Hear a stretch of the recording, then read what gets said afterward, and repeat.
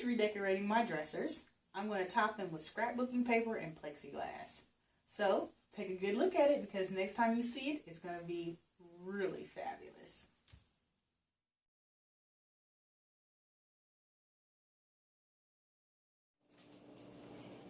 A paper cutter, a ruler, yardstick or tape measure, double-sided tape, a plastic cutter, pen and paper to keep your measurements, different types of scrapbooking paper, and plexiglass or actual glass, and you'll need your glass cut to measure.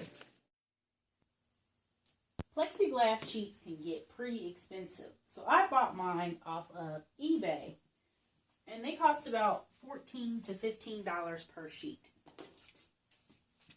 I would suggest going on eBay, which the name of the shop I'm going to link for you.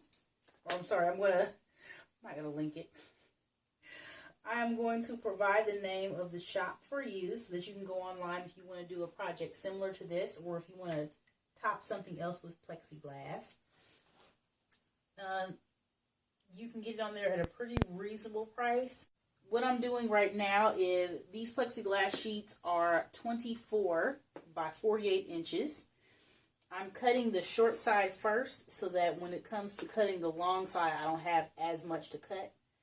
So I'm taking off 5 inches from the width of the plexiglass sheet. I heavily suggest that you wear goggles and gloves while doing this. And make sure that you take your time because it is a project that you can jack up very easily. And like I said, acrylic glass or plexiglass is not cheap. And even if you do order it from eBay and get it at a lower price, who wants to jack up a piece of acrylic plexiglass only to have to order some more and wait for it? When you probably want to get it over with just like I do. Now again, this is where you would want to use your gloves.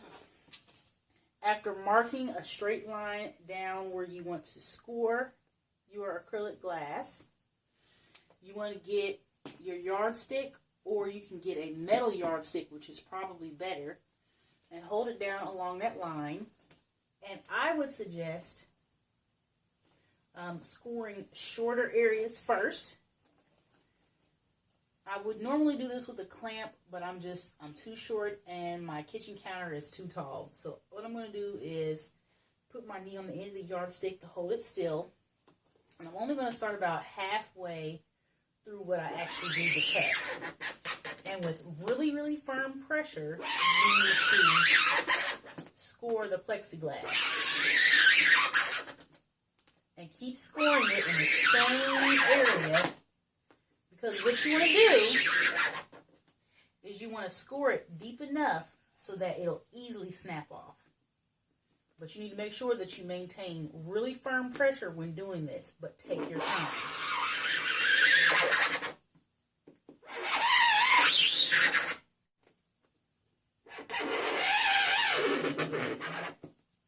And make sure that when you score the second half, it meets with what you've already scored so that you don't have a crooked line. I would highly suggest buying the plastic cutter or a glass cutter to do this. Do not use a box cutter.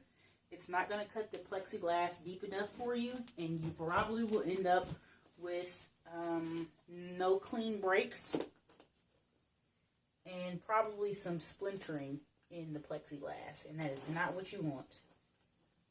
Especially if you want your plexiglass to be pretty clear for your project. As you saw, I flipped it over, and I'm going to do the same thing. Be careful with your carpet, too, because this thing is really sharp. Make sure you keep this out of the hands of children. Now, it should be at least almost halfway through on both sides of the plexiglass. And simply, this is where you're going to need your gloves. You want to take it and apply the same amount of pressure, and you can just snap it right on off. Now, while you're doing this, make sure that you keep on the protective film because that'll help with the splintering. So make sure that you keep that on during the cutting process. And then you can remove it later. So what I'm going to do now is the length. Cut off 4 inches from that side and it'll be done.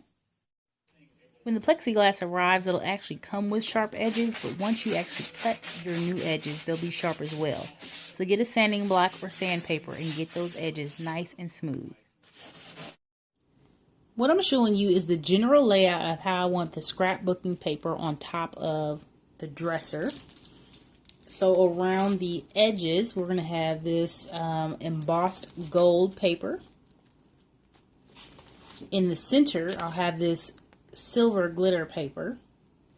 And then on each of the 4 corners will also be a gold glitter paper. Kind of looks like a gold glitter wooden look. So I've already measured out what I'm going to need for the measurements of the paper. Don't mind all this. This is previous stuff up here. Don't look at any of that. This is what we're looking at. So at 43 inches wide and 43 inches in length and 20 inches wide is what the dresser looks like. The glitter paper in the center is 12 by 12. So those will sit dead smack in the center. So then I just had to account for the ends of the dresser, and then the top and bottom of the dresser, which is all of the same measurement, 6 of the same measurement, and then the 4 corners. So what I'm going to do now is I'm going to get started using this paper cutter to get the paper cut down to the exact measurements that I need, and I'm also going to use this double-sided tape to attach it to the dresser. Now originally I wanted to decoupage it onto the dresser, but because this is mostly glitter paper and it's a heavier stock, I decided not to decoupage it. Now you really don't have to tape it down if you don't want to. You can simply just lay it down on top of the dresser and then put the plexiglass on top and it shouldn't move, as long as it's not a high traffic area where your plexiglass is and it's not going to move. But I'm going to go ahead and tape it down because I do want it to be a little bit more secure. I don't really plan on having a lot to do on the top of my dresser. I just know that I want to protect the paper from when I sit maybe a glass or a plate of food on top of it. So that's the purpose of the plexiglass, beyond giving it a really polished and finished look. So I'm going to get started cutting the paper, and then I'm going to mark the dresser, and then I'm going to attach it.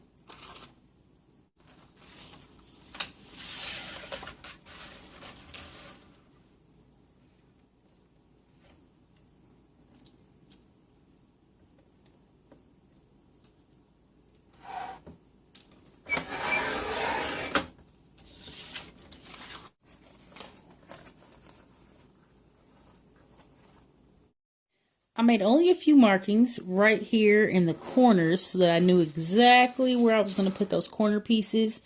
And then it kind of just gave me a guideline to where to put the other pieces of tape instead of applying them directly to the back.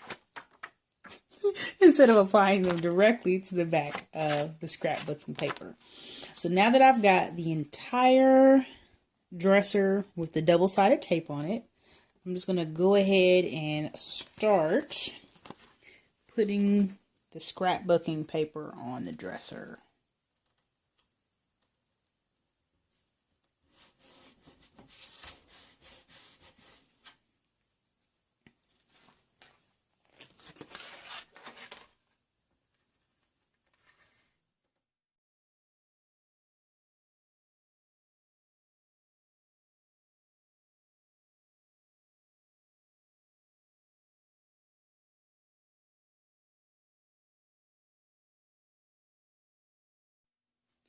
So I absolutely love the way that this turned out. It was definitely one of the funner projects of doing my bedroom redecoration because it didn't take as much time as everything else has. But if you want good results, you got to take your time. Good things come to those who wait. Well, no, I didn't. Okay, anyway. I love the way that this turned out. I hope that you love the way it turned out as well. I would suggest that you do get a fine sanding block to make sure that you get these edges nice and smooth, especially if this is going to be in an area where children are going to be, or you're going to have guests who may not know that it may be sharp on the edges. Yeah, and I think that this this width of plexiglass works just fine for what I need to. I just wanted to protect the paper so that I can have this for a really long time. And if you don't want to keep it for a really long time, like I said before, you don't have to tape it or glue it down. You can just simply put it how you want to on your dresser top and then put the plexiglass on top of it. You can constantly change the paper out. Or if you don't want to use paper, use pictures and layer them on top of each other so that you don't have small spaces where the top of your dresser shows through. Well, I hope you guys enjoyed this project and it gives you some ideas to do something unique of your own. All right, well, on to the next project. See you guys later.